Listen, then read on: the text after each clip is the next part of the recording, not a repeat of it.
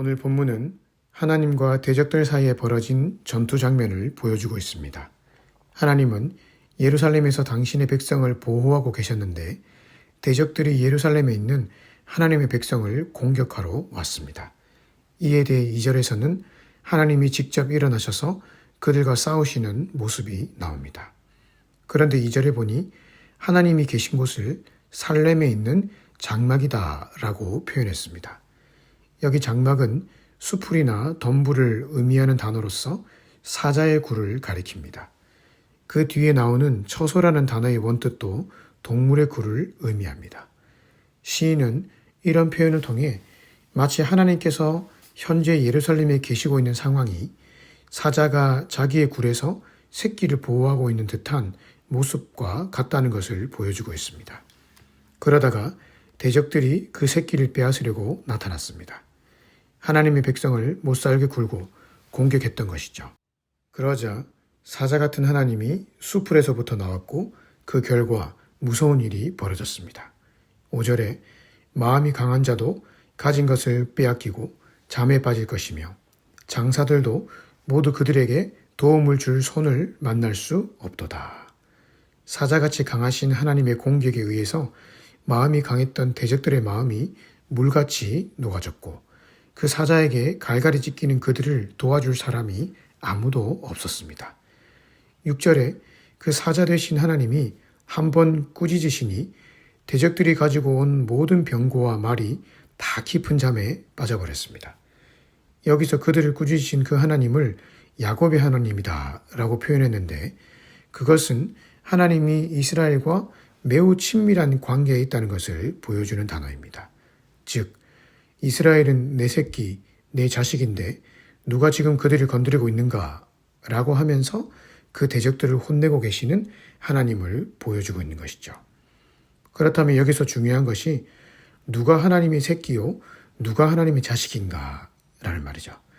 만약 오늘 내가 하나님의 보호를 받고 있는 하나님의 자식이라면 그 어떤 대적도 우리를 건드릴 수가 없는 것이죠.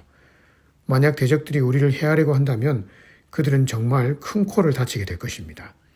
왜냐하면 하나님은 자신의 가족을 지키심에 있어서 그 누구보다도 예민한 분이시기 때문입니다.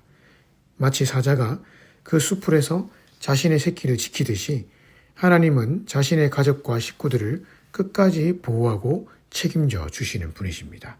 그럼 누가 하나님의 보호를 받을 수 있는 대상입니까? 9절이 그 중요한 답을 말해주고 있습니다. 곧 하나님이 이 땅의 모든 온유한 자를 구원하시려고 심판하러 일어나신 때로다. 하나님은 온유한 자를 구원하시는데 여기 온유하다는 원뜻은 가난한 자, 비참한 자, 낮은 자를 의미합니다. 즉 하나님의 도움이 없이는 한순간도 살 수 없는 낮은 상태에 있는 사람을 말하는 것이죠. 이들은 하나님 없이는 한순간도 살 수 없는 자들이기 때문에 어떤 마음의 자세를 가지고 살아갔겠습니까? 하나님만 전적으로 의지하며 살아갔을 것입니다. 마치 거지처럼 하나님이 주시면 받아 먹을 수 있고 하나님이 주시지 않으면 하루 종일 쫄쫄 굶어야 한다고 하는 그 낮고 겸손한 마음의 자세로 살아간 사람들입니다. 대적들이 아무리 나를 공격해도 내가 대받아쳐서 공격하는 것은 하나님이 원하시는 것이 아니니 그저 하늘을 바라보며 온유의 길을 걸어갔던 사람들이죠. 대적들이 나를 짓밟으면 그냥 짓밟히는 대로 그저 땅에 엎드러져서 하나님의 공의로운 판단과 도우심만을 바라보며 살아간 사람들입니다. 다시 말해 자신의 몸과 마음 그리고 모든 삶의 순간순간을 전적으로 하나님께 맡기며 그분의 뜻대로 살아간 사람들입니다. 이런 면에서 9절에 나타난 이 온유한 자들은 하나님 나라 백성을 가리킨다고 볼 수 있습니다. 내가 나의 삶에서 왕노릇하며 나 스스로가 모든 것을 할 수 있다고 여기는 그런 자만심에 빠져있는 사람이 아니라 하나님이 나를 돕지 아니하시면 나는 세상에서 가장 불쌍하고 비참한 사람이 될 수밖에 없다고 하는 그래서 하나님만 전적으로 의지하며 살아가는 사람을 말합니다. 그러한 자들이 바로 하나님의 식구요 하나님의 가족입니다. 마태복음 12장 50절에 예수님은 누구든지 하늘에 계신 내 아버지의 뜻대로 하는 자가 내 형제요, 자매요, 어머니니라 라고 하셨습니다. 그리고 만약 오늘 우리가 하나님의 뜻대로 살아감으로 인해 하나님의 가족이 되었다면 적어도 오늘 본문에 의하면 그런 하나님의 가족을 하나님 당신께서는 눈동자와 같이 지키시고 인도하신다고 말씀하고 있습니다. 마치 사자가 자신의 새끼를 그 품에 안고 보호하고 지켜주듯이 말입니다.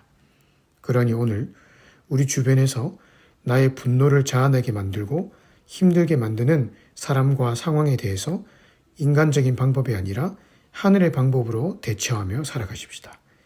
인간적인 방법이란 나도 똑같이 분노하고 상대방을 향해 똑같이 공격의 화살을 날리는 것입니다. 그러면 물론 속은 시원하겠죠. 하지만 그것은 하나님이 원하시는 방법이 아닙니다. 만약 우리가 그렇게 매일같이 자아의 목소리를 쫓아 살아가면 하나님이 우리를 돕고 싶어도 도울 만한 공간과 타이밍을 잡지 못해서 도와주실 수가 없게 될 것입니다. 하지만 우리가 잠잠히 하나님을 기다리고 그분의 의로운 판결과 도우심으로 우리를 인도하실 것을 바라보며 낮은 자세로 살아가면 그것이 바로 하늘의 길을 걷는 모습이고 그런 삶에 하나님은 반드시 당신의 능력과 지혜로 우리를 도와주실 것입니다. 따라서 오늘 말씀을 통해 우리를 사랑하시되 마치 사자가 자기 새끼를 보호하듯이 우리를 눈동자와 같이 지키시는 하나님을 깊이 바라보십시다. 그리고 그 하나님 앞에 내 모든 상황과 형편을 아뢰며 우리를 도와주시기를 눈물로 호소하며 깊이 간구하십시다. 하나님 앞에 울면 사람 앞에서 울 일이 없다라는 말이 있습니다. 맞는 말입니다. 우리가 우리의 억울하고 원통한 일에 대해서 눈물로 호소해야 될 대상은 하나님이지 사람이 아닙니다. 하나님 앞에서 많이 울어야 사람 앞에서 울 일이 없어집니다. 그렇게 하나님 앞에서 많이 우는 것이 바로 가난하고 온유한 심령이죠. 그런 자를 반드시 하나님이 도와주십니다. 오늘 하루도 가난한 마음을 가지고 하나님을 더 깊이 신뢰하고 의지하며 살아가심으로 인해 승리의 길 걸어가시기를 주님의 이름으로 축복합니다.